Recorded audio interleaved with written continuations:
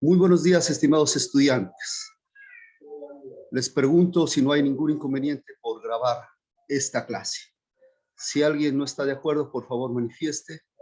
No. De lo contrario, se entiende que están de acuerdo.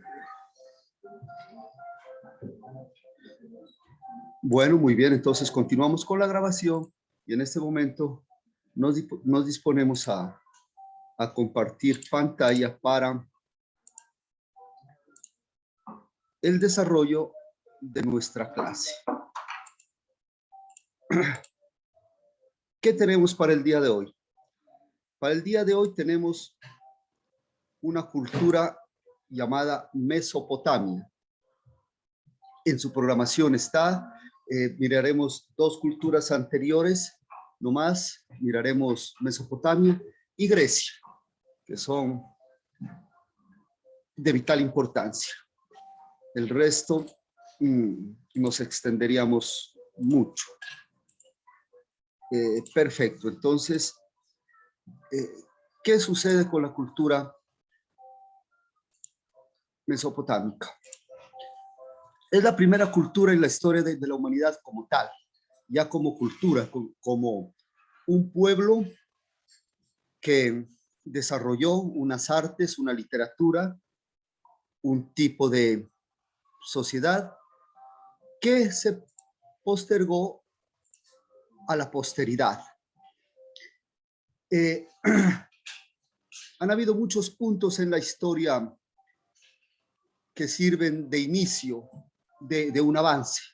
Por ejemplo, una revolución cognitiva. Hablábamos de una revolución cognitiva 70,000 años antes de Cristo. Hablábamos de una revolución neolítica, después que se formaron las sociedades. Son puntos importantes. Pero este punto de la música en Mesopotamia, que corresponde al cuarto milenio antes de Cristo, nos diseña nuestra cultura más real a lo que tenemos ahora, más cercana, más idéntica a lo que tenemos ahora. Eso no quiere decir que el inicio de la revolución neolítica, que el inicio del neolítico no nos haya marcado, influenciado, no nos haya dado elementos heredados. Eso es así. Pero recordemos que ahí inicia el diseño de lo que tenemos ahora en el mundo. En Mesopotamia encontramos ya la música como la concebimos ahora, más claramente. Hubieron avances musicales anteriores. Decíamos que la música es inherente a la historia del hombre, que el lenguaje apareció con el hombre. Dentro de esa gran lengua madre estaba incluido el lenguaje de la música, luego ya se particularizó, por un lado el lenguaje idiomático, por el otro lado el lenguaje de las artes, por el otro lado el lenguaje de la música. En ese sentido, la música es inherente al ser humano, pero ya muy cercano a como la concebimos hoy en día, la heredamos de la cultura mesopotámica. Bueno, esto lo escucharon hablar en el bachillerato. Ahora lo vamos a recordar y lo vamos a profundizar un poco más. No podemos llamarnos académicos, profesionales, futuros profesionales, activos en una formación profesional, si no conocemos algo sobre esta cultura. Bueno, ¿qué es Mesopotamia? Es todo un mundo, toda una cultura que existió del cuarto al segundo milenio antes de Cristo. Entonces, si decimos cuarto milenio, será todo el milenio 3000. Y si decimos que se extendió hasta el segundo milenio, quiere decir todo el milenio 1000. Del cuarto al segundo milenio antes de Cristo, quiere decir de todo el 3000 a todo el 1000. Bien, pero eso es donde se ubica la parte de oro, la parte de florecimiento, la parte más notable de la cultura mesopotámica. Hay etapas anteriores Inclusive hay etapas posteriores al 1000, como la etapa persa, que algunos la incluyen en la cultura mesopotámica, otros la incluyen ya como cultura diferente, los persas. Entonces, en estos siglos, milenios, cuarto al segundo milenio, se ubica el periodo que más resalta de esta cultura mesopotámica, muy importante, como se van a dar cuenta ustedes en el desarrollo de la clase. ¿Dónde estuvo ubicada? Como su nombre lo indica, Mesopotamia quiere decir en medio de dos ríos. Meso es medio. Mesopotamia quiere decir en medio de dos ríos. ¿Y cuáles eran esos dos ríos? El río Tigris y Éufrates. Ustedes han escuchado hablar esto. Ustedes lo vieron en el bachillerato, lo vamos a recordar. Muy bien.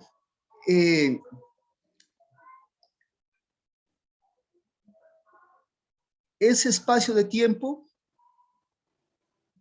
incluye 4 periodos. El periodo Akkad, el periodo, espera un momento. Esto corresponde, aumentamos el tamaño. Eso corresponde a los periodos Sumer, Akkad, Babilónico, Asirio. Estos van relacionados con el pueblo que invadió la región de Mesopotamia. Entonces, cuando lo invadieron los sumerios, se va a llamar Sumer. Cuando lo invadieron los acadios, se va a llamar Akkad, y así con los otros dos periodos. ¿Por qué es importante? Porque en Mesopotamia apareció la escritura. En clase anterior les decía que la escritura divide la prehistoria con historia, que son dos historias muy importantes. La prehistoria no es una prehistoria de antesala, no es una historia de preparación, es una historia menor que desemboca en la gran historia, no, las dos son importantes. Y había una fecha probable. Esa fecha probable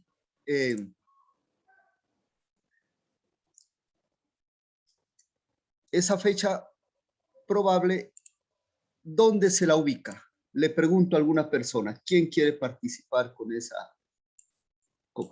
dato? Por ejemplo, le pregunto a Andrés Escobar, ¿recuerdas cuál fecha divide la historia de la prehistoria? Andrés. Profe, ¿me podría repetir la pregunta? No escuché la parte final. ¿Qué fecha divide la prehistoria de la historia?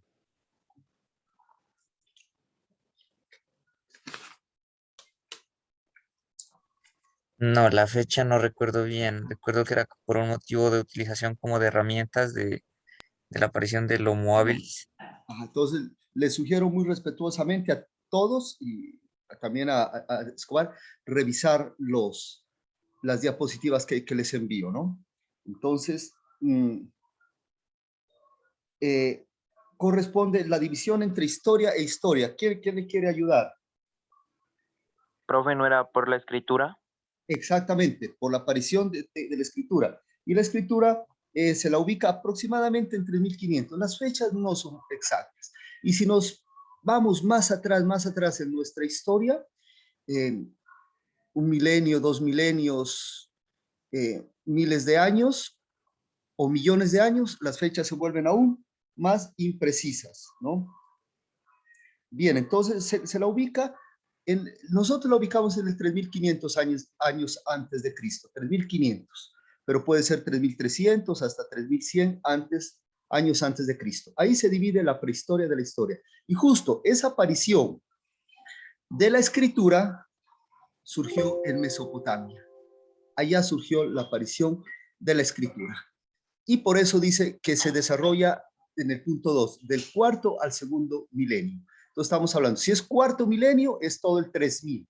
Y si es segundo milenio, es todo el 1000. Entonces se desarrolló del 3000 al 1000 años antes de Cristo. Y el 3500, ahí está la aparición de la escritura en el periodo Sumer, de los sumerios. Por eso siempre dice la aparición de la escritura es una escritura llamada cuneiforme, que corresponde a unos signos distintos a los nuestros, al alfabeto nuestro, distinto al alfabeto chino, al alfabeto de nuestro idioma, y apareció en la etapa, en el periodo sumerio de Mesopotamia.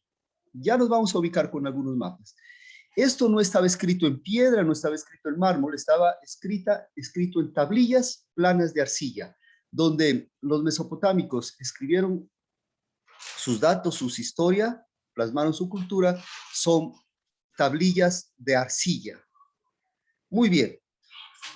Con los mapas también desarrollaremos este concepto de media luna fértil. Déjenlo registrado en su registro del cerebro. Bien. Ajá, entonces, aquí están los periodos: Sumer, primer periodo; segundo periodo, Akkad, babilónico y asirio. Una aproximada datación: Sumer, cuarto milenio, donde empieza el esplendor de la cultura mesopotámica. Anterior al Sumer hubieron unos periodos, pero no los incluí porque nos genera confusión, y nuestra cátedra es de historia de la música. Entonces nos ubicamos esto y entramos en la parte musical, ¿no? No es cátedra de sociales ni de historia general. Bueno, el reino de Akkad corresponde al tercer milenio, el imperio babilónico, que es aún más conocido, 1800 años antes de Cristo, y el imperio asirio, 1300. Hay otros que consideran un quinto imperio, un quinto periodo dentro de la grandeza de Mesopotamia, que es imperio persa. Lo hemos querido quitar para no confundir. Lo persa, dejémoslo para la cultura persa, que no la vamos a mirar, ¿no? Bueno, entonces, esos dos datos principales: los nombres de los cuatro periodos y su ubicación en el tiempo. Babilónico, 1800 años antes de Cristo; asirio, 1300 años antes de Cristo. Bueno, nos vamos a ubicar, porque no habrá cosa más difícil que dejar en lo desconocido los datos. Mire, aquí tenemos un mapa de Asia. Entonces, tenemos el viejo mundo, que corresponde a Europa al norte, oeste; África al suroeste; y Asia al oriente. Tenemos Asia dividida en dos. Para información, ustedes habrán escuchado hablar en los noticieros, tal vez, lejano y cercano oriente. Atención, existen dos divisiones de oriente. ¿Qué es oriente? Toda la parte de Asia. Europa es occidente, África también es occidente. Entonces, el mundo lo dividimos en dos: en hemisferio oriental y hemisferio occidental. El hemisferio occidental corresponde a Europa, África, América. Y el hemisferio oriental, el mundo oriental, la cultura oriental, corresponde a Asia y Oceanía. Muy bien, entonces ustedes escuchan, ¿no? En Oriente, la cultura oriental, en la cultura occidental, el mundo occidental está metiéndose en la cultura oriental. Ya sabemos muy claro que Occidente es cultura occidental, hemisferio occidental, y decimos, en Estados Unidos hay el asesor para el hemisferio occidental. En Estados Unidos existe no sé, el asesor para el hemisferio oriental del planeta. Hemisferio occidental, América, África, Europa. Hemisferio oriental, Asia, Oceanía. Y a su vez, ese hemisferio oriental se divide en dos, no en tres: cercano oriente y lejano oriente. Hay un sinónimo para cercano oriente: próximo oriente. Próximo oriente y cercano oriente es lo mismo. Entonces tenemos uno, próximo oriente, cercano oriente; dos, lejano oriente. ¿Cuál es el lejano oriente? Pues será Japón, será China, Mongolia, India, todos estos países lejanos. Y el cercano oriente o medio oriente corresponde a estos países como Israel, Líbano, Irán, Irak, lo que está junto o muy próximo a Europa. Entonces, acá, en el Medio Oriente, donde se dice esa guerra tan cruel, esos enfrentamientos que se llevan, en el cercano oriente, en el Medio Oriente, corresponde acá esta parte cercana ya a África, cercana a Europa. Entonces, ahí tenemos el mapa del mundo oriental. Acá, en el próximo o cercano oriente, junto al Golfo Pérsico, junto al mar Mediterráneo, en su parte derecha, en su parte oriental del mar Mediterráneo, acá en la parte inferior del Mar Negro, en la parte izquierda del Mar Caspio, ustedes pueden mirar una parte amarilla que dice Tigris, el río de la derecha, y Éufrates, el río de la izquierda. Ahí, en medio de esos dos ríos, se desarrolló la famosa cultura persa. Verán qué ameno que es estudiar la música persa y relacionarla con nuestra actualidad. Bien, dos ciudades importantes. Al sur, Ur. Ur es de las primeras ciudades de la historia de la humanidad, ya ciudad desarrollada como tal. Y Babilonia. Babilonia, donde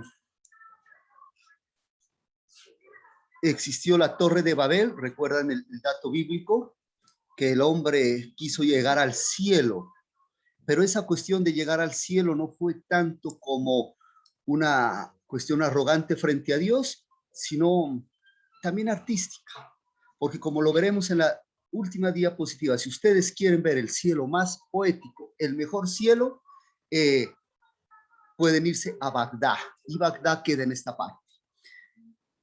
Bueno, entonces, esa región de Babilonia, de esa región de Mesopotamia, es lo que en la actualidad corresponde a los países de Irak y Siria.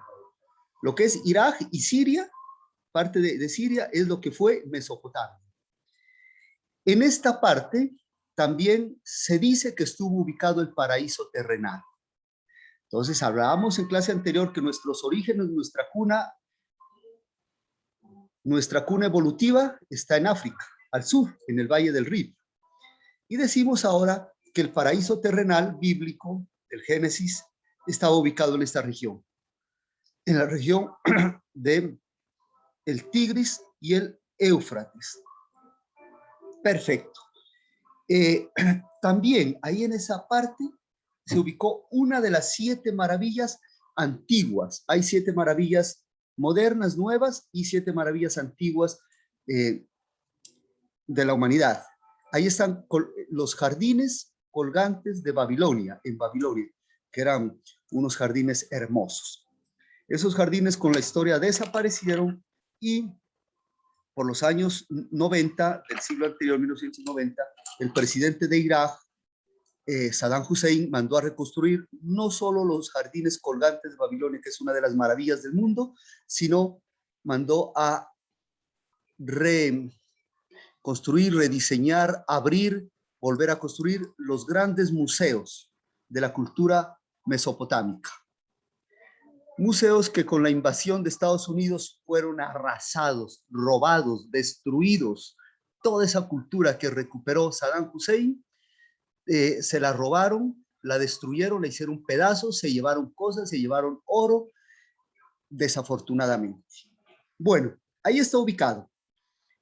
Al sur tenemos el Golfo Pérsico. Bueno, vamos centrando más. Aquí es un mapa muy amplio. Centramos más. Bueno, este mapa también nos sirve porque nos ubica con parte del mundo occidental. Entonces, esta parte, Asiria, Damasco, Jerusalén, Tierra Prometida, Antioquía, esto corresponde al Medio Oriente o Próximo Oriente. Y acá tenemos parte de Europa, parte del norte de África, como para ubicarnos hacia el otro lado.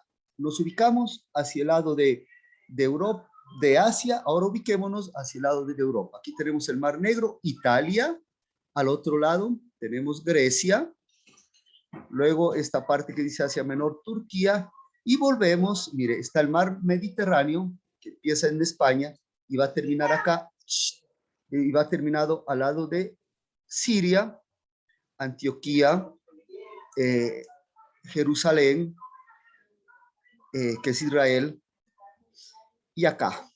enseguida de esta parte sigue Arabia y encontramos el río Tigris a la derecha y el río Éufrates.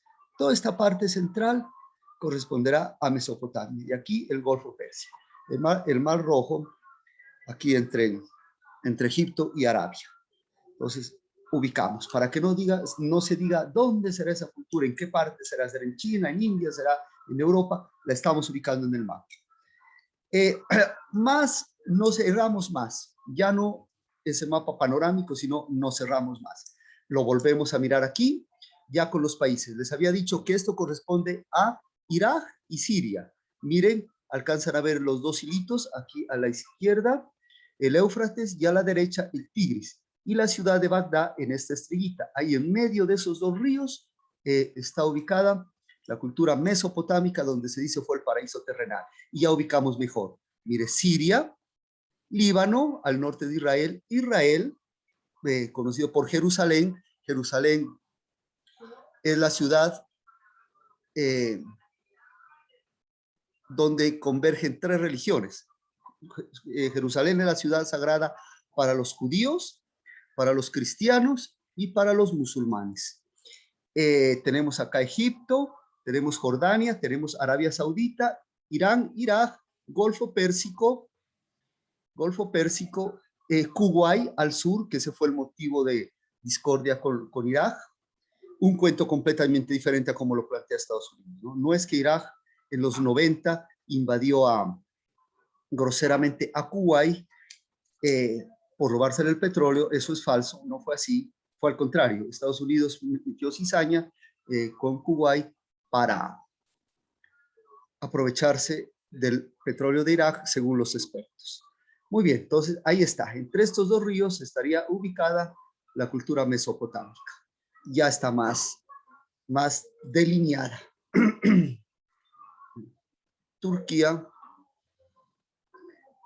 que es Asia, y el mar Mediterráneo. Acá Egipto. Bien, ahí está muy claro, está el río Tigris y Éufrates, ¿no? Acá seríamos a mirar el Golfo Pérsico, Mesopotamia, muy clarito. La palabra Mesopotamia en medio de los dos ríos, Tigris y Éufrates. Bueno, la media luna fértil es algo un poco más amplio que Mesopotamia. La media luna fértil incluye desde acá, desde Egipto, esa parte de Egipto, sube todo este territorio y va a desembocar a la punta inferior de Mesopotamia. Toda esa región es donde se desarrolló de la mejor manera o una de las mejores maneras la revolución neolítica, este periodo neolítico. En toda esta parte hubo un desarrollo muy notorio, muy importante de la revolución neolítica en este periodo. Recordamos paleolítico, neolítico. Bien, entonces es como una luna, se la conoce como la media luna fértil. Y porque después de Mesopotamia, cuando decayó Mesopotamia, la cultura, se podía decir que pasó a Egipto. Después de Egipto pasó a Grecia, después de Grecia a Roma, y llegamos al mundo actual. Muy bien, entonces esa es la media luna fértil. Muy bien dibujada la luna, que media luna incluye al mar también Mediterráneo. Acá está resaltada, no tan notoria la parte de la media luna fértil, pero nos puede indicar aquí Egipto, la parte alta de Egipto, el río Nilo. Mire, toda esta parte, desde Egipto, Tebas, sube y baja hasta la parte inferior de Mesopotamia, y ahí encontramos la media luna fértil, que fue todo un conjunto de culturas donde tuvo un desarrollo notable, como les había dicho, la revolución neolítica o este periodo neolítico, en el que el hombre se volvió agricultor, ya no sedentario que andaba, ya no nómada que andaba de un lugar a otro, sino sedentario, se volvió agricultor y domesticó animales. Y empezaron a formarse las primeras ciudades que ya formadas como tal, están dentro de la cultura mesopotámica. Nos hemos ubicado. Ahí, ahora podemos continuar. Entonces, mire que esa parte entre los dos ríos, Tigris y Éufrates, de esta diapositiva, ya la comprendemos completamente. Y este último dato, media luna fértil, ya lo comprendemos, creo completamente, estos datos de 1 y 6 de esta diapositiva. ¿Alguna pregunta de esta parte geográfica? ¿Alguna pregunta? ¿Estamos ubicados? ¿Estamos ubicados dentro de la geografía? A ver. Aquí me pregunta José Luis, profe, buenos días, ¿dónde envía las diapositivas? Como las diapositivas anteriores las envío a WhatsApp. Bueno, hay un estudiante que me pide permiso, entonces escribo de una vez el permiso, porque de pronto el chat se borra o algo, entonces, profe, ya ve, Jordán. Espérame, momentos. Hasta mí. Profe, disculpe, yo ya ingresé, Bueno, ya me dio entonces ya retiro acá. Prof, buenos días, ¿dónde envía las diapositivas? Las envío al WhatsApp más tarde. Buenos días, profe, disculpe, llegué tarde, estoy subiendo un archivo mixado. Bueno, perfecto. Bueno, señorita Sofía, sea bienvenida. Jordan, sean bienvenidos. Entonces, mis estimados estudiantes, preguntémosle a Kenan, ¿estamos ubicados geográficamente dónde está Mesopotamia? ¿Dónde se ubicó esta cultura? Kenan, si estás ahí, manifiéstate, Kenan. Bueno, entonces, Carlito Ceballos, ¿estamos ubicados dónde se encuentra la cultura mesopotámica? Sí, profe. Bueno, Sí, listo, sí. porque no es correcto empezar a hablar Mesopotamia y no saber en qué parte del mundo, ¿no? Muy bien. Entonces, continuamos con la parte musical. ¿Cómo fue la música en Mesopotamia? Hay bastantes registros. A diferencia de buscar la música en el Paleolítico, que es muy difícil, solamente por medio de pinturas y algunos otros pocos instrumentos que han llegado a nuestro tiempo, en Mesopotamia hay muchos registros. Por ejemplo, en la ciudad de Ur, mirábamos en el mapa, al sur de Mesopotamia, se encontraron muchas liras y arpas de aproximadamente 2500 años antes de Cristo. Y algunas se hicieron reconstrucción y se tocaron en ellas para saber cómo sonaba la música de una manera aproximada. Se inventó la escritura, tal vez 3500 años de Cristo, tal vez 3300, tal vez 3100. No es un punto exacto, no dijo alguien descubrirla en la escritura, poco a poco se fue diseñando la escritura. Al decir descubrimiento no quiere decir que fue de un día para otro que apareció, no.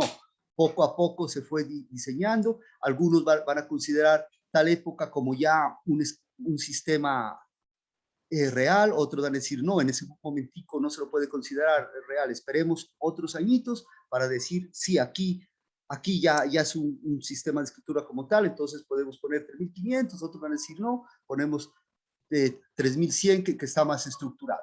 Bueno, pero lo que sí, los mesopotámicos empezaron a escribir sus cosas, sus conocimientos, su historia, en el 1800 años antes de Cristo. Ahí empezaron a escribir sus datos de una manera más abundante. No quiere decir que antes de 1800 no habían escritos mesopotámicos, pero en esta fecha les dio por escribir más. Hablándolo en términos coloquial, les dio por escribir más. ¿Y qué se escribió? Se escribió muchos aspectos de la cultura mesopotámica. Se escribieron muchos aspectos. Hay mucho dato, hay mucha información. Aspectos de afinación, de interválica, de improvisación, de técnicas de interpretación, de sus géneros musicales, de todas estas cosas se escribieron cosas. Entonces, como se dan cuenta, puede haber un estudio más fiel, un poco más fiel de esta cultura. Y también parece que ellos ya utilizaron la música sobre las escalas, sobre las 7 escalas que corresponderían a las teclas blancas del piano, con ubicación particular de los semitonos, ¿no? Entonces, Una escala que va de do a do, los semitonos mi, fa, si, do estarán ubicados en unos grados. Si la escala va de mi a mi, en otros grados. Si va de fa a fa, en otros grados. Entonces, esas 7 escalas diatónicas parece que ya las utilizaron. Y utilizaron escalas de 7 y de 5 notas. Entonces, hay un avance.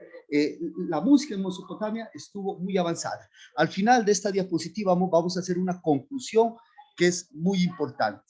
Entonces, eso significa que hubo un avance. Eso significa que hay mucha similitud con la parte actual, con las manifestaciones actuales de nuestra cultura musical. Y eso lo vamos a analizar.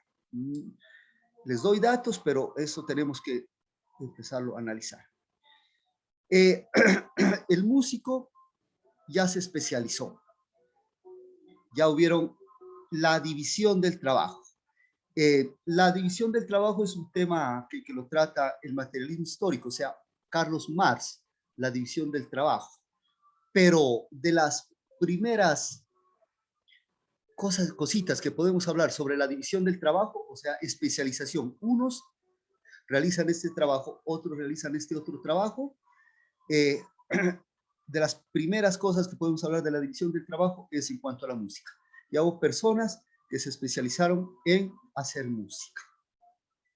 Eso lo encontramos en Mesopotamia, o sea, ya la música como profesión particular. Yo decidí ser músico y voy a seguir siendo músico y voy a seguir estudiando música y toda mi vida va a estar unida a la música. Mire, ese concepto, el que tenemos ahora, el que ustedes les permitió entrar a estudiar la licenciatura. 5. Los músicos tenían una posición muy importante que en culturas posteriores decayó. Los músicos eran los intermediarios entre la divinidad y la humanidad. Y su estrato era arriba. Los músicos no eran los que servían para amenizar el momento al rey, para amenizar una fiesta, un siervo, un esclavo. No, los músicos tenían una posición en Mesopotamia muy importante. La música era muy importante en Mesopotamia. Bueno, es tanto así que después de las guerras, de las confrontaciones, que desafortunadamente esa es la parte mala, empezaron a ver, los músicos eran exceptuados de las matanzas, producto de las capturas, de los enfrentamientos, de las guerras. A los músicos los exceptuaron. Él no lo mate porque es músico. Y me recuerda una anécdota muchos siglos después, en las guerras napoleónicas, alrededor de 1800, cuando Napoleón Bonaparte invadió Viena, bombardeó Viena. A Beethoven le tocó padecer el sonido de las bombas, de los cañones, cuando estaba componiendo su quinta sinfonía, su concierto para piano número 5. Él tenía que taparse los oídos porque todavía escuchaba algo y eso era muy fuerte. Entonces, en esa invasión que Napoleón Bonaparte hizo a Viena, dio una orden explícita.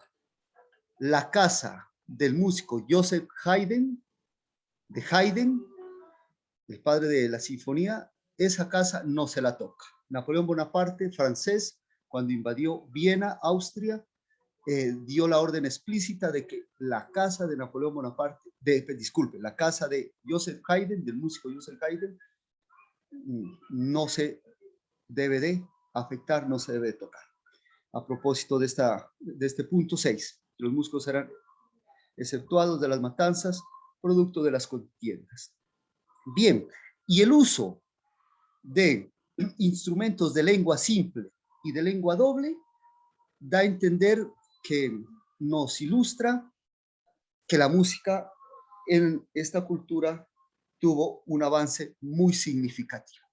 Entonces, ese es el panorama de la música en la cultura mesopotámica. Hay muchas similitudes con la actual. ¿Qué similitud no hay con la cultura actual? Ahorita les pregunto mientras leo el chat.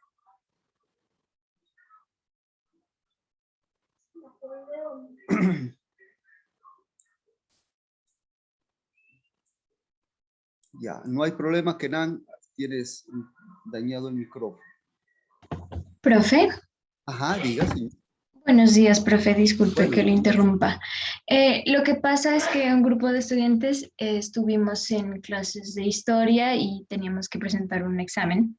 Entonces, creo que entré después de que llamara el listado. Entonces, quería pues informarle que estoy en clase desde hace un momento, pero pues no me fue posible conectarme antes por la razón que le expuse ahorita. Bueno, señorita, no se preocupe que no he tomado la fotografía hasta ahora de la asistencia. ¿En el examen de qué estaban? ¿De historia? Sí, profe, de historia. De No, historia. perdón, de estructuras, perdón, profe, de Ah, estructuras. bueno, bueno, no se preocupe.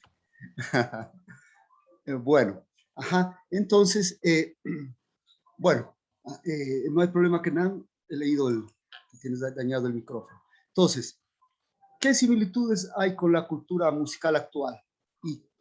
¿Y qué diferencias? O mejor, ¿qué diferencia hay? ¿Qué cosa de las 7 que están escritas aquí no aplica para nosotros?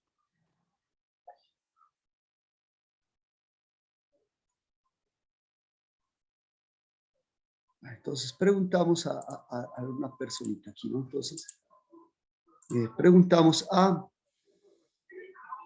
David Paredes. Muy cumplido estuvo David, lo felicito en la clase. Entonces, de estas cosas aquí, ¿qué no se contempla en la actualidad? En nuestra cultura musical actual, de nuestra sociedad.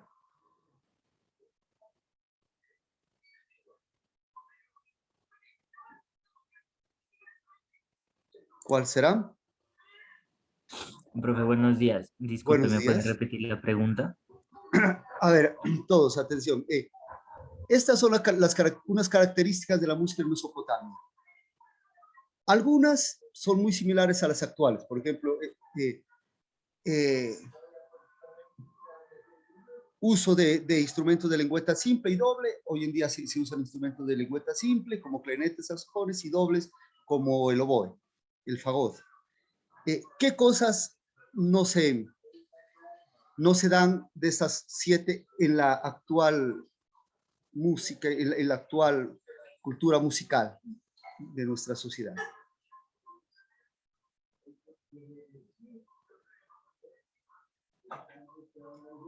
¿Alguna persona que le quiera ayudar? De esas 7 cosas, ¿qué no se da en la actualidad? El uso de instrumentos sí se da en la actualidad, de lengüeta simple y doble sí se da en la actualidad.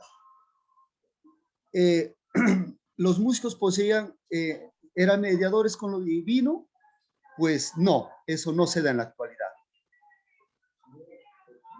Profe. Ajá. ¿Profe? Sí, dígame. Bueno, ya volví respondiendo. Sí, sino que tiene el problema con el combo que estaba en el Sí, se escucha muy bajito. con el celular. Dime. Sí, ¿se me escucha? Sí, apenas lo escucho, pero ¿Me escucha, diga. profe? ¿O... Diga, yo claro. les repito a los compañeros. Ok. Pues yo diría, profe, en cuanto a esa apreciación, yo diría con la número 5, donde los músicos poseían una especial consideración social. Bien, Kenan, sí. El compañero nos dice que la número 5 no está como en la actualidad. La primera, sí, es así. Los músicos hoy en día, pues, no tienen una importancia como debería ser. Y lo refleja en los presupuestos gubernamentales, tanto nacionales, departamentales, municipales. El presupuesto para cultura es ínfimo. Son cifras a veces menores que el 1%. Entonces, eso no está con lo actual. El punto 3, sí y no. El punto 3, utilizamos escalas, pero por lo general nosotros utilizamos la escala mayor y menor. Acá utilizaban las 7 escalas. Bueno, en algunas expresiones de la música, como el jazz, recurren a más escalas. Entonces, ahí podemos hacer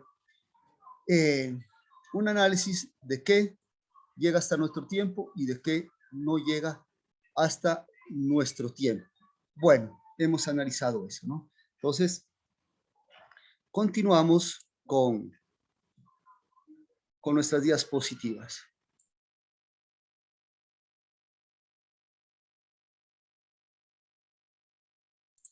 Bien, ahora vamos a ver los géneros musicales o instrumentos musicales que se utilizaban en Mesopotamia. Son 3.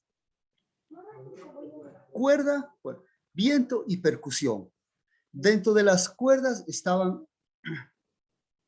se usaban 3 instrumentos: la lira, el arpa y el laúd. La lira, conocida también como guitarra, y el laúd, conocido también como pantur. Dentro de los instrumentos de viento están las flautas, chirimías y trompetas. Ya miraremos cómo son estos instrumentos. Y dentro de la percusión, como siempre, la percusión muy abundante. Sonajas, campanas de bronce, platillos de mano, grandes timbales de caldero de metal. Es muy conocido el gran timbal de caldero de metal. Cuando le hablen de timbal de caldero de metal, inmediatamente nos remitimos a Mesopotamia. Pequeño tambor cilíndrico y el gran tambor o bombo, que era un bombo de 1,5 metros de diámetro. Un bombo muy grande para ese entonces. Esos son las tres familias de instrumentos que se utilizaban en Mesopotamia. ¿Cuál familia faltaría? Faltaría una. ¿Cuál sería? ¿Cuál cree que sea joven Sebastián Portilla? ¿Cuál familia faltaría? ¿Sebastián o algún otro compañero que le quiera ayudar?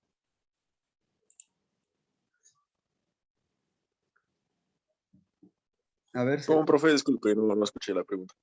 A ver, estén atentos todos conectados.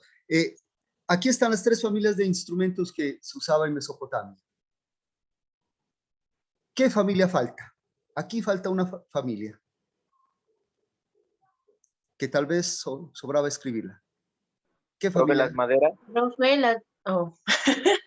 ¿Cuál? Ya me quitaron la palabra. ¿Cuál niña? ¿Cuál señorita? Las maderas, profe. Las maderas están en los vientos. La chirimía y flauta eran... ¿El canto, profe? ¿Cuál? Las voces. Bravo, El bravo. canto. ¿Quién contestó las voces? ¿Quién habló? ¿Quién dijo voces? Yo dije, Jordan. Jordan, ¿no? Jordan, muy bien. Jordan. Bravo, Jordan. Las voces, ¿no? Y las voces igual, habían unos coros inmensos en la cultura mesopotámica. La cultura mesopotámica tuvo una importancia musical grandísima. Una cosita, les pido a sus compañeros colaborarle a José Luis López, agregándolo al grupo de WhatsApp. Entonces, me colaboran con esa cosita, ¿no? Me colaboran y lo incluyen en el grupo a José Luis López. Bien, aquí faltan las voces. Era como un poco natural, tal vez sí, tal vez no incluirlas, pero pues ya aclaramos. Aquí tienen que ir también las voces. Bueno, entonces, miraremos ahora las imágenes. Aquí tenemos las liras. Mire, esta lira, la de la izquierda se la reconstruyó. Aquí tenemos el laúd y el arpa. Entonces, entre lira y arpa hay ciertas confusiones. Entonces, hay unas particularidades como el número de cuerdas, como el tamaño. Arpa es más pequeña, ¿no? Pero sí hay un poco de ambigüedad en estos 2 tipos, ¿no? Arpa, lira y laúd. Ahí están los 3 instrumentos de cuerda. Aquí están los instrumentos musicales mesopotámicos. Entonces, estos son ejemplos de Mesopotamia, no son ejemplos de otras culturas que los incluimos en la diapositiva, no, estos son instrumentos que se dieron allá, son imágenes de instrumentos de la cultura mesopotámica. Igual estos. Entonces, ahí tenemos una flauta mesopotámica, tenemos una chirimía. La chirimía era doble. Entonces, la chirimía refiere a un instrumento doble, que más tarde se lo conoció como el aulos en Grecia, que también era doble, una flauta con una sola boca, perdón, tocado con la misma boca, y salían 2 tubos. Y luego en Roma se llamó Tibicini. Entonces, chirimía en Mesopotamia, aulos en Grecia y Tibicini, haciendo relación a los huesitos que tenemos, que son 2, tibia y peroné. Entonces, tibia, Tibicini.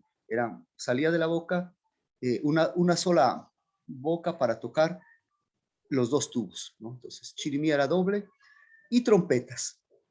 Ahí están imágenes de trompetas, metal, de trompetas, instrumentos de viento. Y algunas imágenes de instrumentos de percusión, sonajas, campanas de bronce, conocidas, muy propias de la cultura mesopotámica, platillos de mano, que también se los conoce como chinchines, y grandes timbales de caldero de metal, algo reconstruidos, ¿no? Algo reconstruidos. Porque tal cual no se los he encontrado. Bien. Desafortunadamente, ya en época del Neolítico, empezaron los conflictos en la humanidad. Empezó el esclavismo. Entonces, en el Paleolítico, ya saben ustedes que Paleolítico estamos hablando, por decir algo, 3.200.000 años hasta 10.000, 9.000 años antes de Cristo. Ese periodo, el hombre fue la época en que menos conflictos tuvo. Hubo violencia. Por ejemplo, mencionábamos Atapuerca, donde se encontró a la primera manifestación de amor, a Benjamina. Ahí el esqueleto número 7 murió por un golpe en la cabeza. De los 28, 29 esqueletos que hay en Atapuerca, en esta caverna de Atapuerca. Pero los conflictos mayores empezaron a partir del Neolítico. ¿Por qué? Porque el hombre empezó a querer oprimir a otros.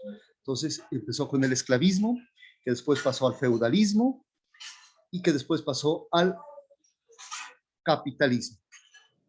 Siempre el hombre oprimiendo, que es este cuento de la lucha de clases, también tratado por el gran pensador Carlos Marx. Entonces, mire, ese problema de las guerras también está manifiesto aquí.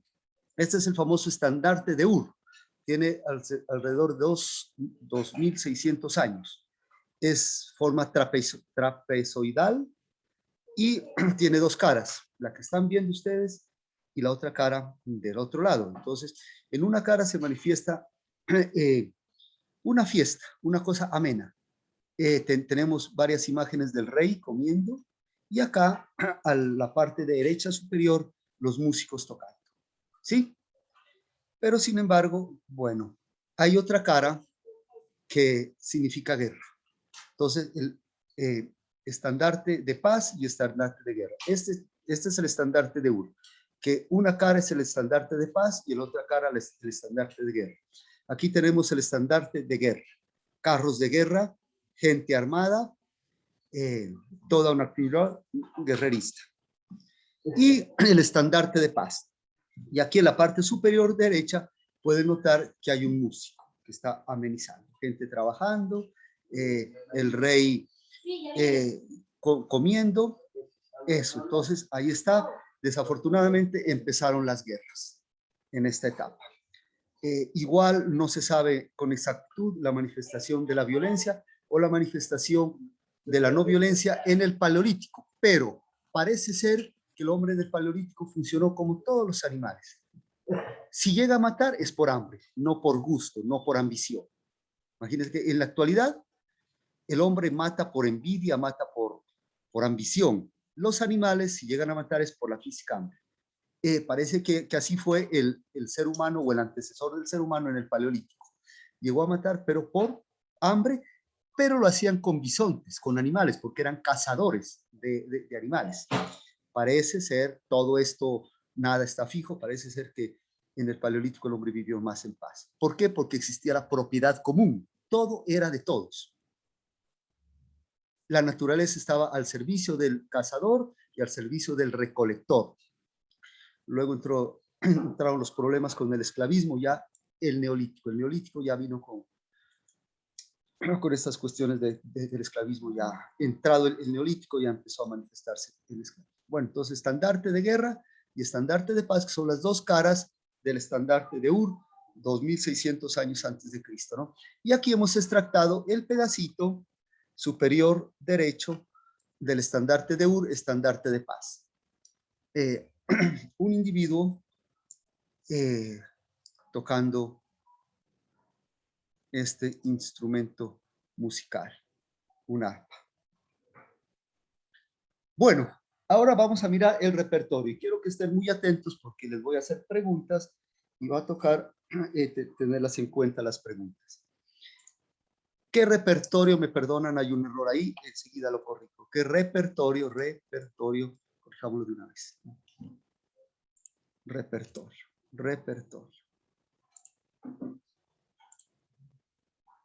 ¿Qué repertorio se manejaba en Mesopotamia? Canciones de boda, lamentos funerarios, música militar, canciones de trabajo, canciones infantiles, música de danza,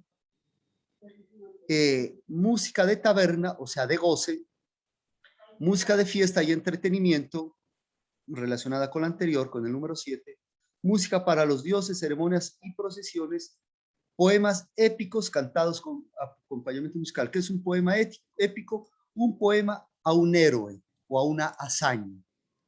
Un poema a un conquistador, un poema a una figura militar, un poema a una contienda, a un triunfo.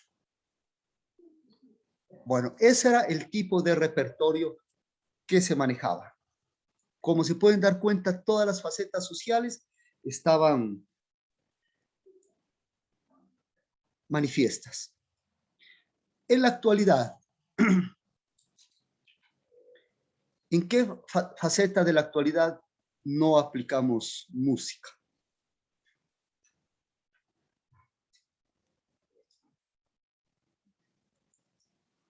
A ver, entonces,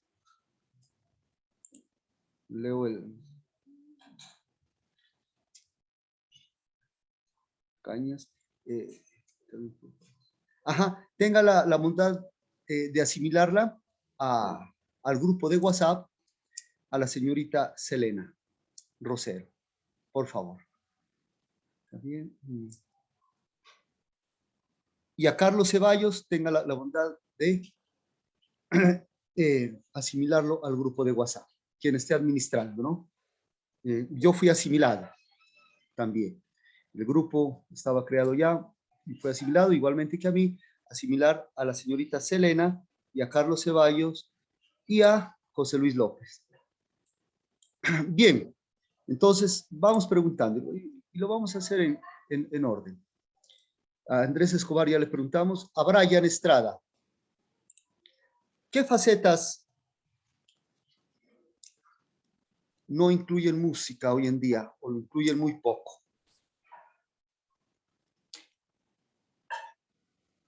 Le pregunto a usted. Profe, Ajá. me la pone complicada. A ver, no sé. Sí, porque por lo general todo está anclado, ¿no? Todo está anclado a la música, todo tiene sonido, todo puede significar algo en la música, ¿no? Entonces, no sé, por ejemplo, a ver. Muy bien, hasta aquí has hecho un buen aporte, ¿no? Dices que todo está anclado. Tú fuiste más allá del uso de la música. Tú dices que la música se la usa en todas las facetas humanas y que está muy metida en la cultura, que todo es sonido. Viste, música y sonido. Ajá, pero y continúa tu intervención. A ver, es que usted me dice que diga algo que pues no esté anclado a la música, ¿no? Que no esté sí, ahí. O que esté muy poco. Que esté muy poco, pues a ver. A ver, vamos analizando entre todos. Canciones de boda. Pues en las canciones de boda está la famosa marcha nupcial de Mendelssohn o también la famosa marcha nupcial de Wagner. Si no está la una, está la otra.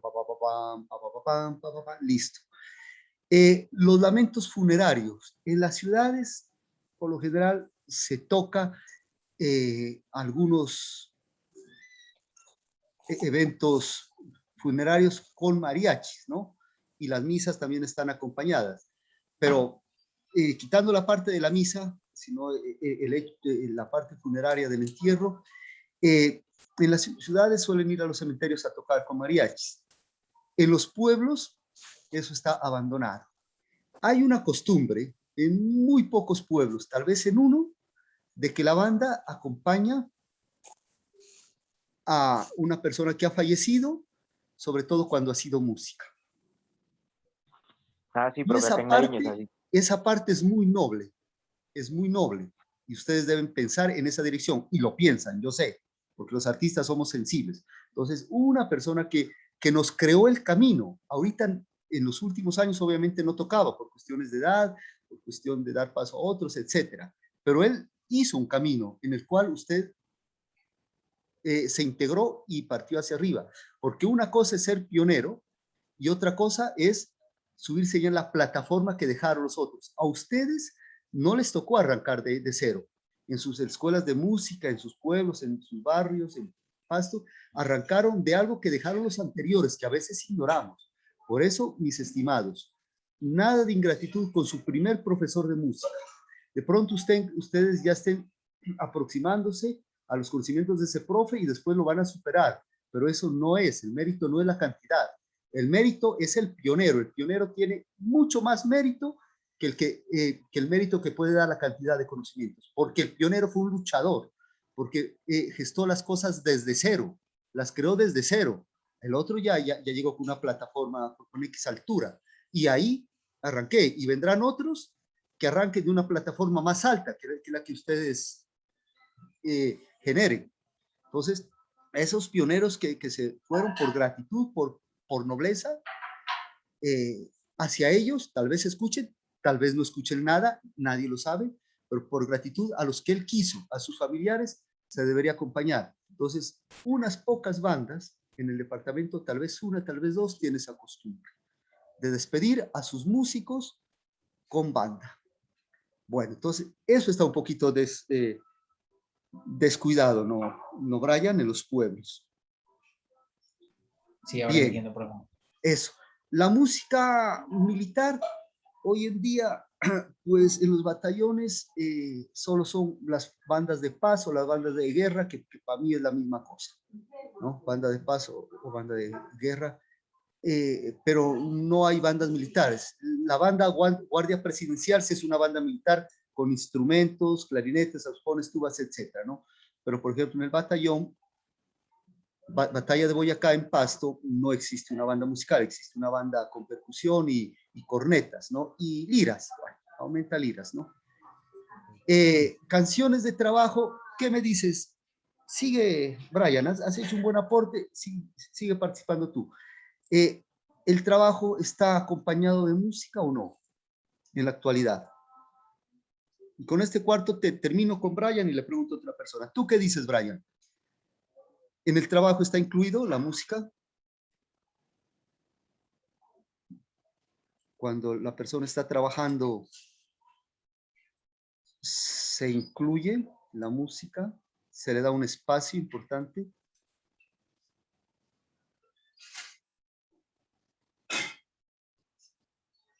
¿Qué me dices, Brian? ¿Sí o no?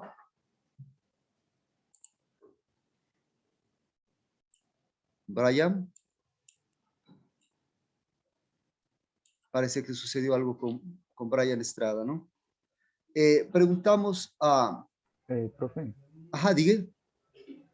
Sí, con respecto a lo que usted está preguntando, sí, la música está sí, en el trabajo, porque no sé si usted, profe, pues, tiene presente que antes en Estados Unidos los trabajadores negros cantaban para trabajar, ¿no? Y hacer como más, ¿cómo se puede decir? Como un poquito más llevadero el Ameno, trabajo. productivo, ¿no? Y Ay, ellos fueron los caramba, que bastante, crearon José Luis. el género espiritual, creo que era así, espiritual, que es el antecesor al, no recuerdo si es el jazz o el blues. ¿El blues? El blues, ¿cierto? Sí. Bien, José Luis, te felicito. Miren que el proceso de enseñanza hoy en día es bidireccional, no es el profesor acá arriba, estudiantes abajo, no. Nosotros estamos en la misma calidad. Y ustedes tienen unas vivencias que yo no las tuve, o me he olvidado, o las tuve en menor intensidad. Sí, por ejemplo, alguno de ustedes ha dado más serenatas que este humilde servidor. Entonces, mire, ustedes en ese campo van a ser más conocedores que mi persona. Yo no he tocado una orquesta de baile, algunos de ustedes sí. Entonces, ahí ustedes tienen más conocimiento que el mío. Entonces, por eso, eso significa y sustenta que los procesos educativos, sea colegio, sea universidad, sea posgrado, son bidireccionales. Los dos nos alimentamos. El joven José Luis participó, es importante que ustedes participen con algo muy valioso, ¿no? En Estados Unidos, correcto, lo amplío. En Europa, el siglo XX, Paul Hindemith, un compositor alemán, también hizo una propuesta que la música se incluya en las fábricas para que el trabajo sea más ameno y de paso más productivo. Y un tercer ejemplo, en los llanos orientales se canta en las actividades y hay cantos para diferente actividad. Para el ordeño hay un canto, para desplazar las recuas, el conjunto de reses, de ganado, hay otro canto. Sí, y eso dice, eso es en los llanos, ¿no? Los cantos que tienen los llaneros. Para cada actividad tienen un canto. Y ese canto, dicen los llaneros, que sirve de comunicación con el animal. Dice que si se le canta a la vaquita cuando se la va a ordeñar, la vaca da más leche. Cuando se le canta la melodía correspondiente a eso, al canto de ordeño. Si es un canto de desplazamiento, que el ganado va más ordenado y con menos dificultad. Si el llanero le hace ese canto, le expresa ese canto al ganado cuando lo están desplazando. Entonces, ahí está también incluido la canción de trabajo. En nuestras comunidades, por lo general, nuestros viejos en carpinterías prendían el radiecito para estar escuchando música mientras hacía su labor de carpintería o su labor de peluquería. En lo local, José Luis contestó muy bien en su ejemplo de Estados Unidos. En lo local,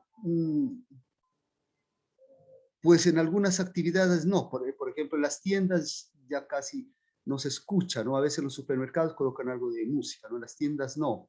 En las peluquerías o salones de belleza actualmente tampoco. Antes sí estaba incluida la música más, ¿no? Entonces, bueno, ese análisis... en las construcciones. ¿Cómo? Diga. ¿Iba a decir algo? No alcancé a entender, José Luis. ¿O el quien habló? Sí, profe. También con respecto a lo que usted está diciendo, creo que en los hospitales es poco la música. Bravo. 0 iban 2. 0 iban 2. En los hospitales poco la música y de pronto debería funcionar una música general, ¿no? Que le guste a todos, una música general. Y recordamos, no nos salimos del tema, sino que el conocimiento es amplio y rizomático, ya lo había explicado, ¿no? No nos salimos del tema. ¿Recuerdan, alguien ha visto la película protagonizada por Robinson? Se llama El Doctor Parche, Parche Adams, que este Robinson, él ya falleció, este actor, iba a los hospitales vestido de payasito a hacer una terapia. Sí, profe, es una de comedia, ¿no? Sí, ¿me recuerda el apellido de Robinson? No, profe, no. Sí, bueno, el protagonista... Robin Williams. Robin Williams, muchas gracias. Ajá, entonces, él iba a los hospitales a hacer una payasoterapia. Sí, y esa película es extraordinaria. Y esa técnica en algunas partes la siguen aplicando. Entonces, igual que la película nos hacen ver la payasoterapia, en la película Patch Adams, también podía haber una terapia con lo musical, ¿no?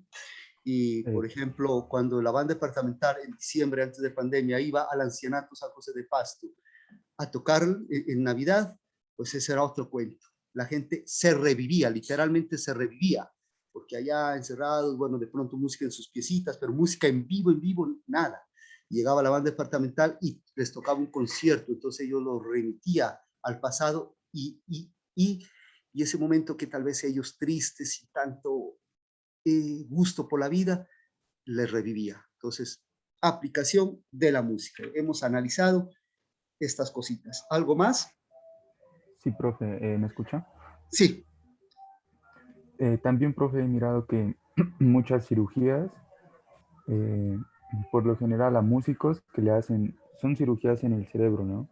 Ajá. Entonces, ellos lo que hacen es tocar su instrumento mientras le hacen la cirugía para activar partes del cerebro. Entonces, creo que también la música ayuda muchísimo en la parte de la medicina. Bueno, muy bien, José Luis, 0, Iván 3. Eso. Y esa no está aquí en el tipo de repertorio de los persas, de los mesopotámicos, ¿no? Muy bien. Canciones infantiles se sigue utilizando en nuestra sociedad, música para danza también, música de taberna igual, música de fiesta y entretenimiento igual, música para los dioses y ceremoniales en las misas y diferentes ritos de todas las religiones. Los poemas épicos no está como muy olvidado. Por ejemplo, canción a Simón Bolívar, muy pocas, ¿no? Hay una canción, a ver, los que seamos bolivarianos, una canción de los olimareños que dice Simón Bolívar, Simón, Simón Bolívar, Simón, caraqueño americano. Hay una, sí, pero es muy poco, ¿no? Agustín Agualongo, no hay canciones. Hubo una tipo de joropo y nos vamos otra vez al llano, ¿no? Entonces, esto es una realidad. Me voy a meter en parte del conflicto, ¿no? No tomo posición porque pues, esto debe ser democrático, simplemente brindo un conocimiento amplio, cada cual escoge su posición, pero la universidad tiene que ser amplia. No podemos restringir y no hablar de la violencia. Entonces, en cuanto a la violencia en Colombia, a mediados del siglo anterior, 1950, hubieron toda esa violencia entre liberales y conservadores, muy agudizada en la parte del Tolima y muy agudizada también en los llanos. En los llanos existían unos ejércitos guerrilleros inmensos. Los ejércitos guerrilleros se formaron por la opresión que los conservadores dieron hacia los liberales, matándolos, desplazándolos, etc. Entonces se formaron las guerrillas liberales, porque las primeras guerrillas fueron guerrillas liberales y comunistas. Las guerrillas liberales se llamaban los limpios, las guerrillas comunistas los comunes. Entonces esas guerrillas liberales, sobre la persecución de los conservadores a los liberales, por lo general, hubieron persecuciones inversas, pero fueron excepciones, ¿no? En los llanos hubieron unos grupos guerrilleros inmensos que superaron en número a la fuerza institucional de ejército y policía y armada. Esos grupos guerrilleros fueron liderados por un señor llamado Guadalupe Salcedo. Guadalupe Salcedo, un llanero. Hubo un género de la música llanera llamado el joropo guadalupano, que fue un joropo en homenaje a Guadalupe Salcedo, compuesto por Guadalupe Salcedo, que fue músico, o compuesto por otra persona en homenaje a Guadalupe Salcedo o a toda la labor rebelde, guerrillera que hacía Guadalupe Salcedo. Entonces, he mencionado simplemente el hecho histórico, sin tomar posición en esto por si alguna persona es víctima del conflicto o por respecto a las diferentes ideologías. Entonces, ahí sí encontramos un poema épico en el caso de los llanos, ¿no? El resto no hay una canción que le hayan hecho a un general, de un lado. De otro lado no hay una canción que le hayan hecho a... sí, hay canciones que le hicieron a tiro fijo, ¿no? El actual alcalde de Turbo, bueno, se me olvidó la población. Bueno, hay un ex integrante de las FARC que ganó elecciones, es el único en Colombia. Fue músico, militó en las filas de la guerrilla y él hizo canciones a tiro fijo, ¿no? Igual estos son datos históricos nada más. Eso, entonces, eso respecto al punto 10, y José Luis nos ha ampliado algunos usos de la música, por ejemplo, las cirugías, y también va a haber algunos usos en la actualidad que no se hicieron en Mesopotamia. Pero sea como sea, en esas 10 inclusiones de la música en actividades sociales que tenemos en esta diapositiva, nos demuestra que la actividad en Mesopotamia era bastante grande. Bueno, continuamos. La primera música que se tiene en la historia de la humanidad es una mujer. La primera música hasta este momento, hasta que haya otro descubrimiento, corresponde a una mujer. Música, escritora, poeta. Y su nombre es Enheduanna. Enheduanna fue una mujer mesopotámica que vivió entre el 2285 a.C. y 2250 a.C. Recordemos que allá los números se van regresando, ¿no? 10, 9, 8, 7, 5, 6, 4, 3, 2, 1, 0. Y ahí empieza hacia adelante, ¿no? Entonces es por eso que primero está 2285 y 2250, porque va en forma inversa. Esta compositora fue sacerdotisa, princesa, compuso música, interpretó música. Sus dos composiciones más conocidas son dos himnos: al dios de la luna Nana y a la diosa de la luna Inanna. También fue poeta, sacerdotisa, escritora y fue mujer. Entonces, en toda la historia, la madre Hildegarda, Beethoven, Haydn, los Carcas, etcétera, de la interpretación la más antigua es ella. Bueno, entonces ahí tenemos una pieza arqueológica, la reconstrucción de esa pieza arqueológica, en un retrato, en una fotografía, la reproducción. Eso no es, ¿no? No hay un embalsamiento para haberle podido tomar una foto, es una reconstrucción. Bueno, entonces, y esta es la primera tabla, la primera partitura de la historia. Es la famosa tablilla de Ugarit.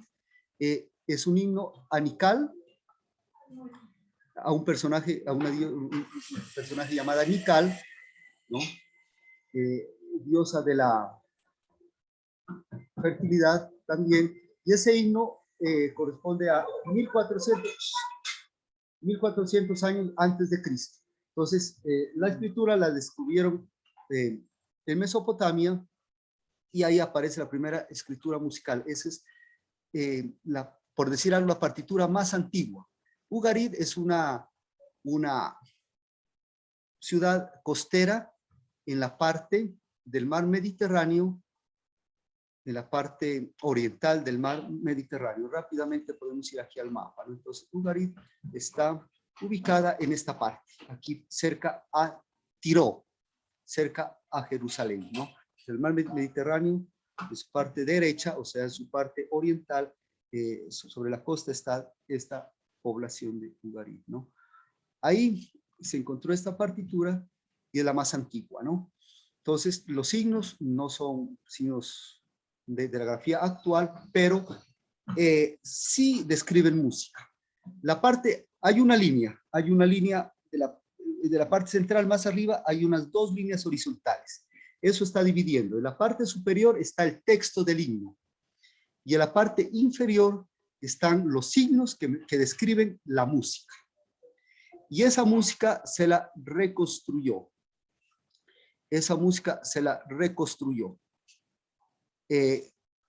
¿Cómo se la reconstruyó? Así, es una propuesta de reconstrucción.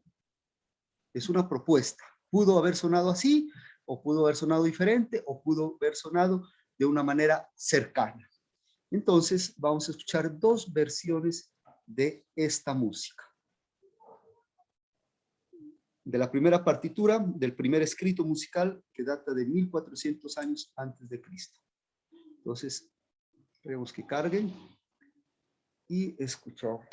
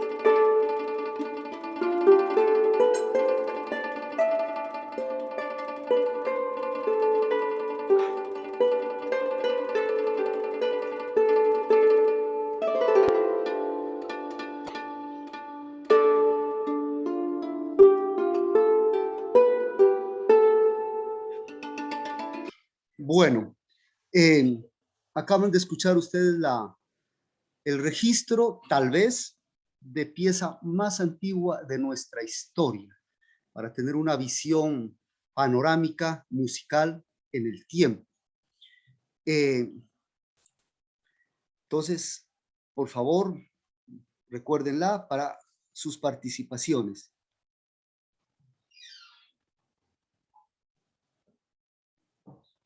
Por aquí dicen que se ha cortado en este momento. Entonces, bueno, entonces tratemos de escuchar otra vez. Entonces, bueno, pero antes de escucharla otra vez, quien la haya podido escuchar sin problemas, de pronto le suena un poquito extraña. Sí, porque inconscientemente tenemos en nuestro cerebro la música actual. Entonces, nuestro gusto musical nos inclina, lo que más escucho hoy en día nos inclina. Como les había dicho en clases anteriores, para leer un libro, para ver una película, para escuchar una música, deben de desinhibirse, deben de exorcizarse, deben de desnudarse completamente de otra cosa. Hagan de cuenta que nunca han escuchado música y escuchen esto. Tratar es difícil porque pues está en nuestro ser, está toda una cultura musical, de nuestro gusto, de lo que hemos escuchado desde nuestra niñez y a través de toda nuestra vida. Pero traten de quitarse completamente, traten de trasladarse a otro medio. Entonces, ¿cómo conseguimos entender un poco más esta música? Uno, desinhibirse de todas las cosas, desnudarse de todas las cosas, exorcizarse, en términos indígenas, de todo. Y dos, tratar de ir a esos momentos. Entonces, algunos datos prehistóricos ya tenemos en nuestro cerebro. Dos, algunos otros datos los dimos en esta clase. Entonces, Mesopotamia, Medio Oriente, el mundo hemisferio oriental, no el hemisferio occidental, que corresponde a nuestra cultura. Muchos años atrás, piezas del cuarto milenio, desde el 3000 antes de Cristo, la partitura 1400 años antes. Entonces, esta sociedad, la imaginamos, hay unas ciudades, hay una parte social, pero hay mucho territorio que es desconocido, un poco guerreristas las poblaciones, etc. Entonces, en ese sentido, vamos a escucharlo otra vez para poderla disfrutar mejor.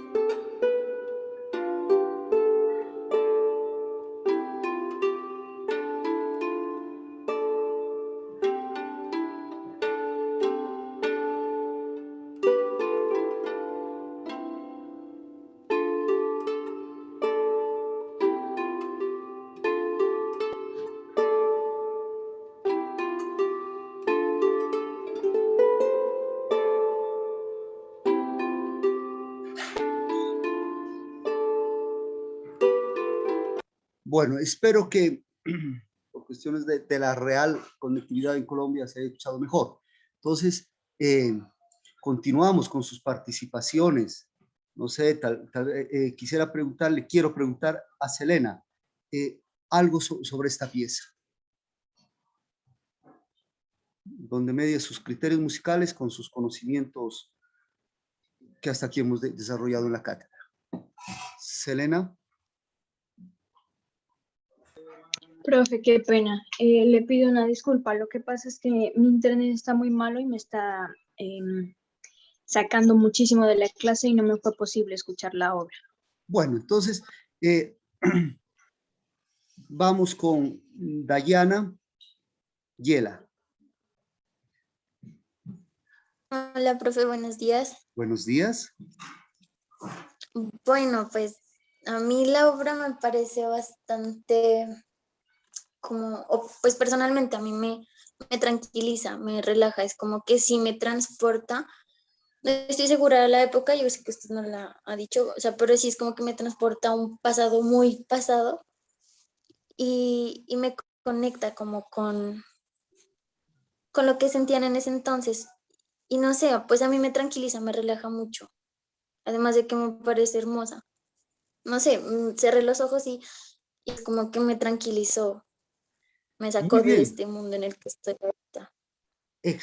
Muy buena la participación de Dayana.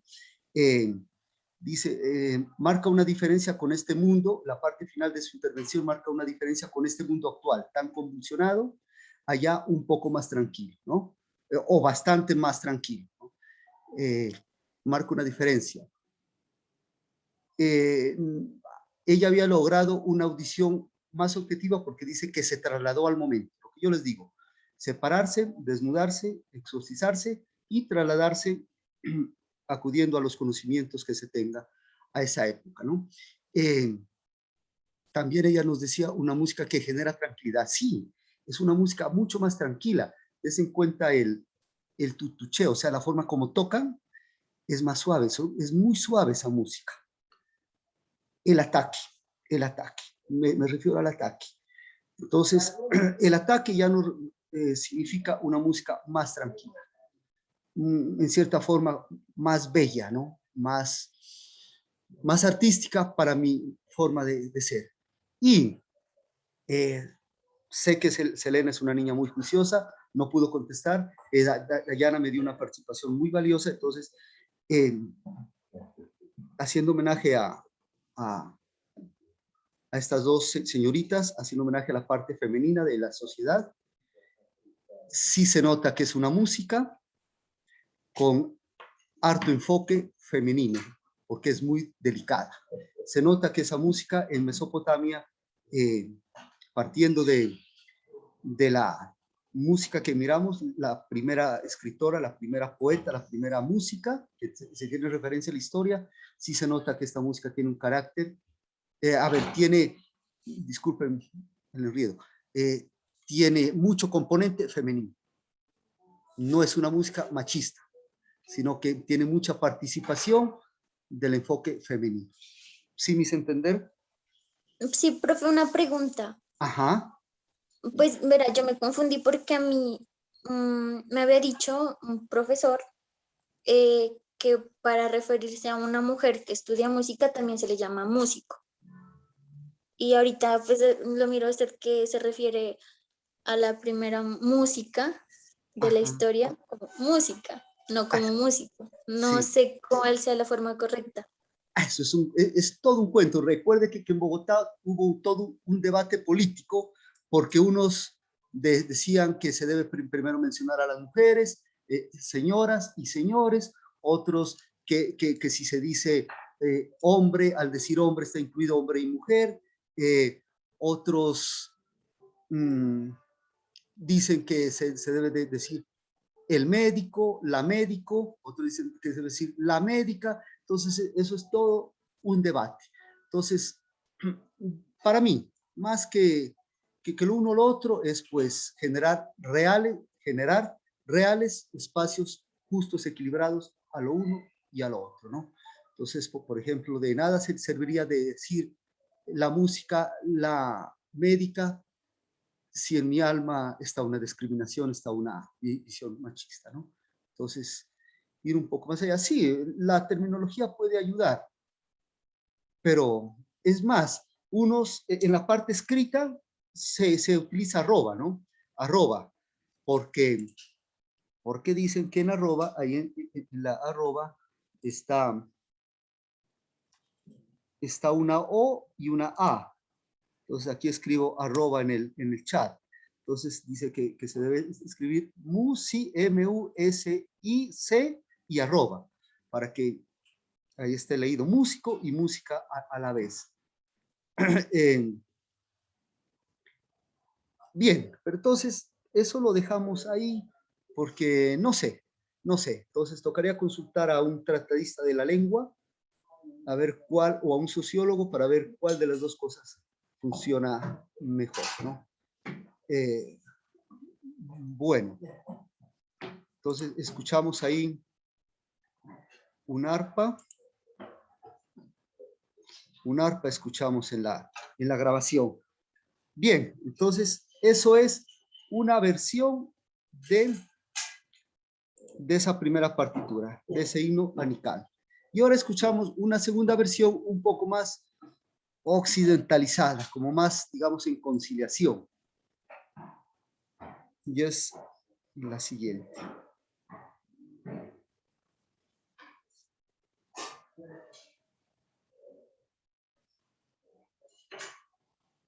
Este compositor y pianista hizo una versión de esta partitura para orquesta y piano.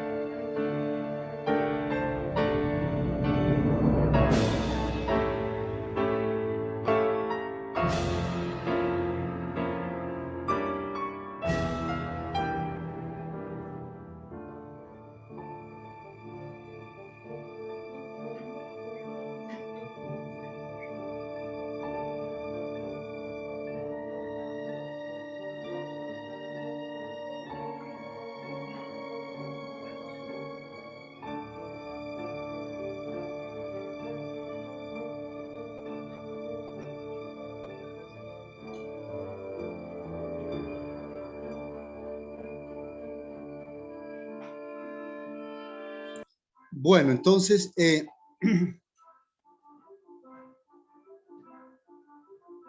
caramba, sí está, no, sí, sí. Entonces, enviaré ahí en la diapositiva que envío están los hipervínculos, ¿no? Pero igual estoy enviándolos ahora a su chat para que los pudieran escuchar de mejor manera. Los links de las obras, ¿no? De las obras, por si no se pudo escuchar claro. Entonces,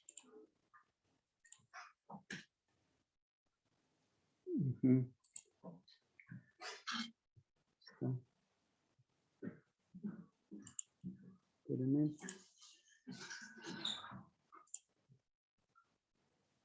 Espérense un ratito. Eso, entonces pueden ir recordando la obra para hacer una participación.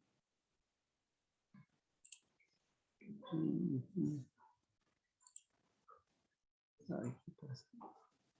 A ver, los envío otra vez, ¿no? Este es uno. Esperar un instante.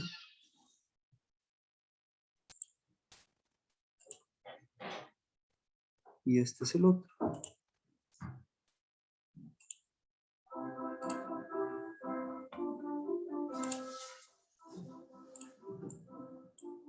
Y este es el otro, ¿no?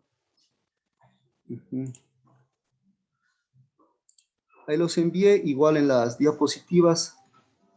Ahí se me fue a chat privado. Aquí los envío a todos. Listo, ahí están esas dos muestras musicales. Perfecto. Bueno, entonces escuchamos una segunda versión más occidentalizada. Ahí sí le preguntamos a Sebastián Portilla.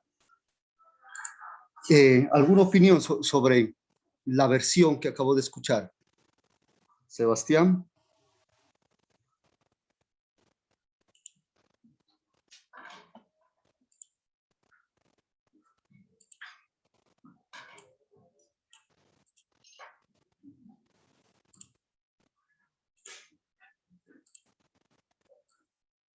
No sé qué pasa con Sebastián. O se desconectó, no está ahí presente. Bueno, le preguntamos a Gina, ¿cuál versión le gusta más? ¿La versión con el arpa o con la orquesta sinfónica? La verdad creo que para mí estaría como ligada más como a la opinión, ¿no? Por ejemplo, la primera se siente como lo que dijo nuestra compañera Dayana, que se siente más tranquilidad, ¿no? Lo transporta como a un lugar más pacífico, por decirlo así. Pero la segunda versión que escuchamos, por ejemplo, a mí me generó como un poquito de tensión en cierto punto, o pues como transportándome a como una situación en la que de pronto estaban pasando por un momento difícil, no sé cómo explicarlo. Entonces, para mí, yo me quedaría con la versión del arpa, como le digo, más por la tranquilidad y por esos sentimientos que nos transmite ahí.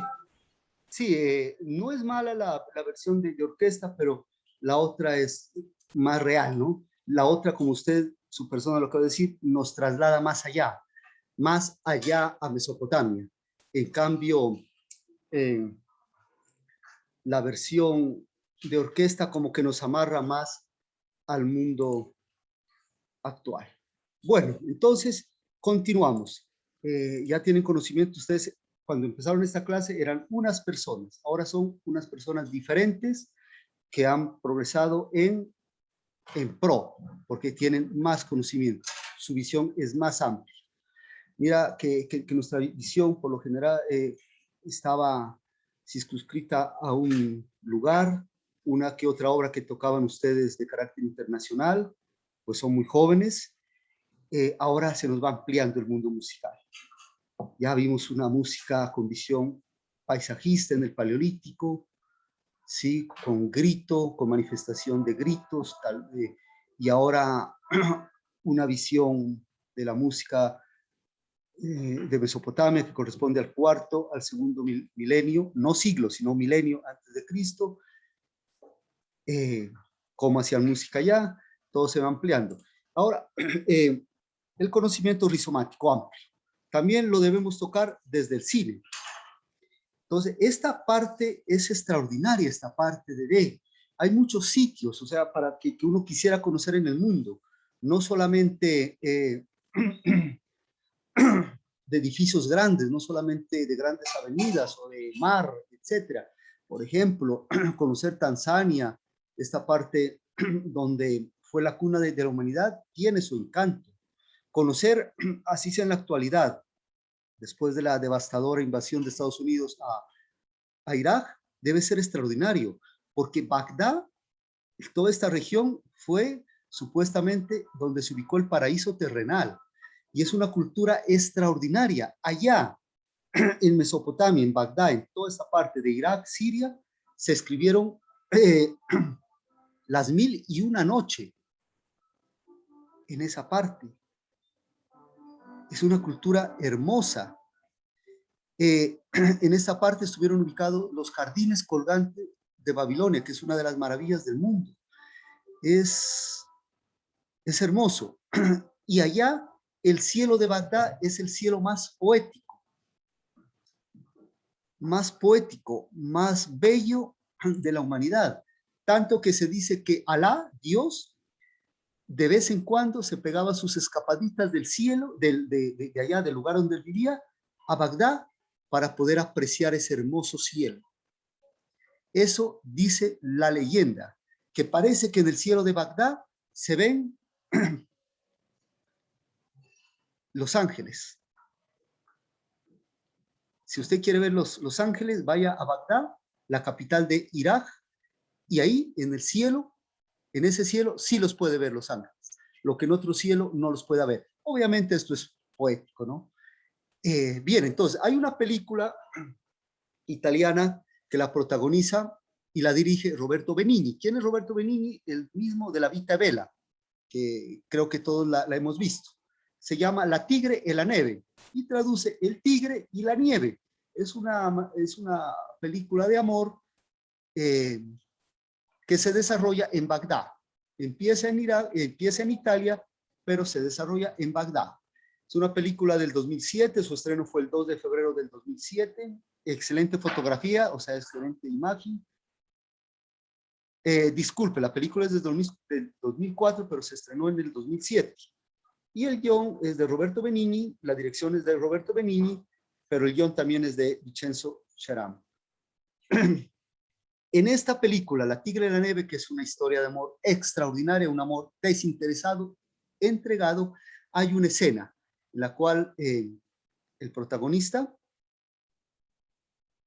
que es el mismo director, la protagoniza Roberto Benigni, se encuentra con un poeta iraquí, tenía que ser un poeta, y miran el cielo. Entonces, esa escena la miraremos aquí, para ir cerrando nuestra clase.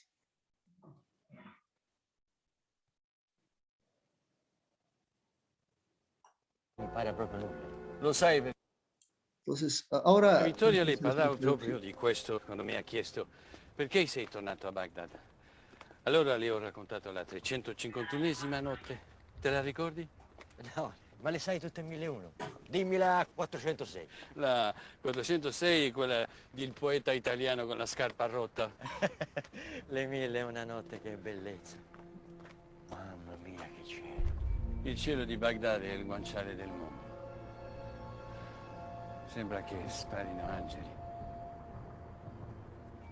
A 80 chilometri da qui, più di 3000 anni fa, costruirono la torre di Babele per toccare questo cielo. A 80 chilometri da qui sono nate tutte le lingue, allora.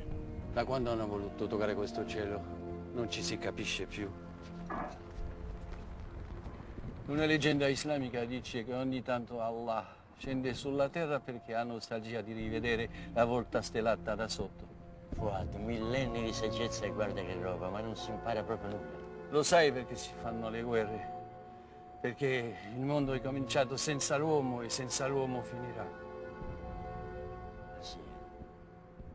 Perché stanotte non vieni a dormire su un letto vero a casa mia? Bueno, entonces, Così ti riposi. Ti ringrazio. la traducción sería... A Vittorio le parlava proprio di questo quando mi ha chiesto perché sei tornato a Baghdad. Bueno, el señor le dice que le han preguntado por qué has vuelto Allora a le ho Bagdad. raccontato la 351esima notte. Entonces, él le responde a la persona que le ha preguntado por qué ha vuelto a Bagdad, le responde con uno de los cuentos de las 1001 noches. Recordamos que las 1001 noches son 1000 cuentos que le contaba una mujer a una persona para dormirlo y que no la mate, porque ese señor mataba a todas sus amantes. Entonces, ella le iba contando cada noche un cuento y él se dormía y no la mataba. Y logró superar lo que debía superar, 1000 noches. Por eso es las 1001 noches. Entonces, para cada noche había un cuento diferente. Entonces, él dice que cuando le preguntaron por qué volvió a Bagdad, dice que le respondió con uno de los cuentos. Baghdad. Allora le ho raccontato la 351esima notte. La 351 historia, la historia número 351 de las 1001 noche. Bueno. Te la ricordi? No. Le pregunta a Roberto Benigni, ¿la recuerdas? Y él le dice no. Ma le sai tutte 1001? Dimmi la 406. Y él le dice que le diga la 406. Y el señor se la sabe, dice la 406 es sobre un italiano que tiene la chaqueta rota. 406 quella del poeta italiano con la scarpa rotta. Perdón, le dice la 406 es de un poeta italiano que tiene la media rota. Le 1001 notte, che bellezza. Las 1001 noche, qué belleza. Il cielo di Baghdad è il guanciale del mondo. Aquí dice, el cielo de Bagdad es la mejilla del mundo. Sembra che sparino angeli. A 80 chilometri da qui, più di 3000 anni fa. Ahí le dice, hace mucho tiempo, a 80 kilómetros de aquí, el hombre intentó construir la Torre de Babel. Esto es Babilonia. Babilonia es una ciudad mesopotámica. Entonces le dice el Señor, a 80 kilómetros de aquí, el hombre intentó una vez construir la Torre de Babel. Entonces yo les decía al inicio de la clase, puede haber sido que por arrogancia de llegar al cielo sin querer morir, sin querer fallecer. O sea, no tener que morir para luego poder ir al cielo, sino construyeron la Torre de Babel y Dios dice que castigando la arrogancia del hombre, los confundió colocando hablar a cada grupo una lengua diferente, entonces no se pudieron poner de acuerdo para continuar con la construcción. Pero a más de llegar al cielo sin tener que morir, era poder llegar a ese cielo tan poético, tan hermoso, porque el mejor cielo del mundo es el cielo de Bagdad. Entonces continuamos con la traducción. Costruirono la Torre di Babele per toccare questo cielo. A 80 chilometri da qui sono nate tutte le lingue, Lorenzo. Da quando hanno voluto toccare questo cielo non ci si capisce più. Desde cuando intentaron tocar este cielo por la Torre de Babel, no se entendieron más, porque se confundieron hablando varias lenguas. Según la Biblia, la aparición de las lenguas sucedió en la Torre de Babel. La Torre de Babel, la Torre de Babilonia, ciudad mesopotámica. Lo que ustedes ven ahí son bombardeos, porque están en guerra. Ahí hubieron dos guerras. Primero invadió Estados Unidos, en una ocasión no pudieron tumbar a Saddam Hussein y luego lo invadieron por segunda vez. Entonces ahí está la guerra. Mientras en el cielo hay puntos hermosos, abajo hay puntos de... Una leyenda islámica dice que ogni tanto Allah scende Ahí dice, una leyenda islámica dice que cada vez que Alá sulla terra perché ha nostalgia di quiere ver el cielo, el mejor cielo, desciende a la tierra para ver el cielo de Bagdad, vedere la volta stellata da sotto. para ver todo esta parte estrellada. Guarda, millenni di saggezza e guarda che roba, ma non si impara proprio nulla. Lo sai perché si fanno le guerre? Perché il mondo è cominciato senza l'uomo e senza l'uomo finirà. Y se pasan a hablar de la guerra y dice que el mundo empezó sin el hombre y el mundo va a terminar sin el hombre. Y esto sirve como preámbulo porque más adelante en la película este poeta iraní Perché stanotte non viene a dormire su un letto vero a casa mia? se suicida Ti ringrazio, ma c'ho una por bella la sedia da depresión que le barbiere, causa guarda, ora mi esa faccio guerra una que está dormita pelle sucediendo en ese contropelo. lugar tan Accanto a hermoso. Vittoria, non si sa mai. Ti capisco. Mesopotamia, Irak, Ciao. Siria. Buonanotte, guarda. Esa es prácticamente la Guarda. despedida. Guarda, dai, che se siamo bravi, se ci si comporta bene, poi si va in paradiso, eh?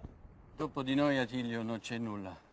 Ya él le dice, Roberto Benigni, que si uno es bueno, excelente, después de la muerte se va al cielo, y el Señor le dice que después no hay nada de esta vida. Nemmeno il nulla, che già sarebbe qualcosa. Ni siquiera la nada, porque la nada sería algo, le contesta Io el Señor. guarda, sono contento di essere nato. A me mi piace esserci. Io sono sicuro che anche da morto mi ricorderò sempre di quando ero vivo. Él le dice que después de la muerte está lo mejor, le responde. Bueno, entonces, esta parte cinematográfica, para finalizar la clase, haciendo ese aporte. Entonces, el mejor cielo es el cielo de Bagdad. Il cielo di Baghdad Questa è il una guanciale del mondo. Sembra che sparino angeli. A 80 chilometri Bueno, da qui, si più di alguien 3000 anni fa, viaja costruirono la Torre di Babele. con el tiempo a Bagdad, ha de recordar esta clase, ¿no? Bien, Entonces, con eso se termina la clase de hoy y nos queda para la próxima una historia mesopotámica llevada a la ópera. Entonces, esto es muy, muy agradable, porque de la ópera solo escucharemos una partecita en la próxima clase y el resto es un cuentico que les voy a relatar. Es un cuento. Entonces, la ópera se llama Nabucodonosor o Nabucco, del compositor Giuseppe Verdi. Esa historia que se desarrolla en esa vieja Mesopotamia, la veremos en la próxima clase. Entonces, con esto damos terminado esta clase. ¿Alguna pregunta? ¿Algo?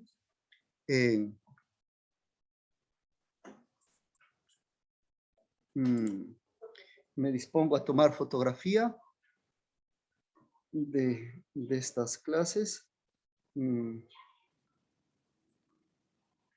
Mientras tomo la fotografía, pues tomo varias fotografías para garantizar de que todos los nombres salgan claros.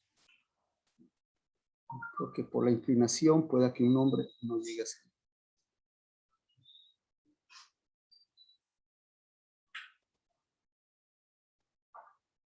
¿Qué pasa?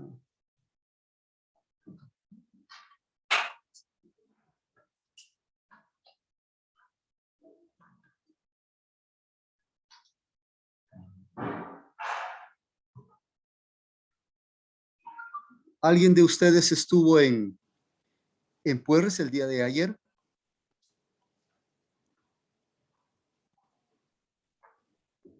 No, bueno. Listo, entonces. Sí, profe, yo estuve. Ah, ¿y con qué banda estuvo? Con Salvador Marró de Soto. Yo me acerqué, ustedes estaban ensayando a una cuadra del parque y a uno de sus compañeros le dije, ¿aquí hay alguna persona que estudia en la Universidad de Nariño? Me dijeron, no, el único que estudia es el director en la Universidad del Valle. Es que yo fui como refuerzo, yo soy de la Llanada. Yo fui como refuerzo, no me conocían pues mucho, creo. Ah, ya, claro. Entonces, yo que quería saludar a mis estudiantes personalmente y darles un detallito, pero pues, no se pudo. Claro, bueno. profe. No ha de Para faltar otra nada. vez será. Sí. Bueno, entonces, mis estimados, hemos acabado la clase del día de hoy. Una cultura muy grande, la cultura mesopotámica, donde ya se hizo música muy similar a la actual. Hicimos unas audiciones que nos enriquecen, hacen aporte. ¿Alguna pregunta, algún aporte, alguna ampliación del tema?